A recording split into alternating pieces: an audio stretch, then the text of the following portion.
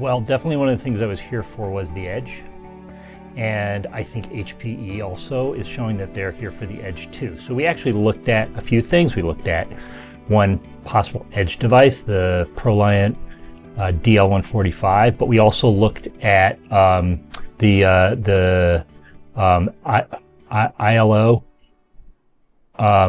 which they're version 7. It's a chip that they put on board all their servers, right? Interesting, that is also related to edge because so, you know, the DL145, the server is like ruggedized and, you know, it's suitable for certain operating environments typical of the edge. But then there are things like security issues, and iLO handles security issues because it's an onboard chip that can, you know, if physical security is compromised, it can get triggered. There's a lot of things iLO does. Yeah. So that was my big takeaway from the first part of the day, was my hopes and dreams were fulfilled with respect to edge. So GreenLake is the HPE application resource management cloud-based console, right? Controls a lot of stuff within HP. It's networking as well, storage and that sort of thing. This was really interesting. The fact that HPE has this proprietary onboard management security chip, which is iLO, right? And GreenLake can manage servers through that. So now you have, again, going back to edge, an edge scenario where things like patches, updates, fixes, security, configurations, things like that GreenLake normally handles. You tend to think of GreenLake as like data center and data center server management. But the fact that you're taking this piece of hardware, this little chip, with you with every one of these HPE ProLiant servers out into the field or whatever it is, makes GreenLake also an edge resource management and security management platform. That was really interesting. That was new to me.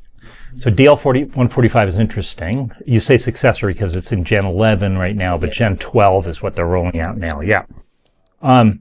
It's a kind of a tweener.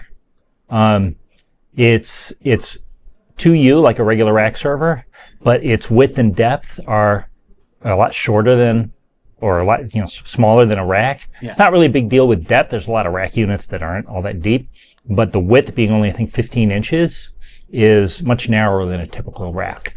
Nonetheless, it is a rack style server. You can see it going on a sled or something like that. So what does that mean? Usage wise, it's a ruggedized server. Now, edge means different things for different organizations and for different applications. But a very typical type of edge deployment requires actually a couple of nodes, 2 or 3 nodes. So like a mini cluster that's on a location, in a factory, in a retail location. It could also, when thinking rugged, think about it in the middle of a field, you know, or on a ranch or something like that. So when you're thinking about edge, you think first about where it's going to go, and then what industries need that. So an environment with certain types of extreme conditions, and then you pull back to the types of applications. So there's lots of AI inference going on in factories, in agricultural, even in retail, where it's more like computer vision than generative AI, you know, for security or for stock keeping or for all those other sorts of things.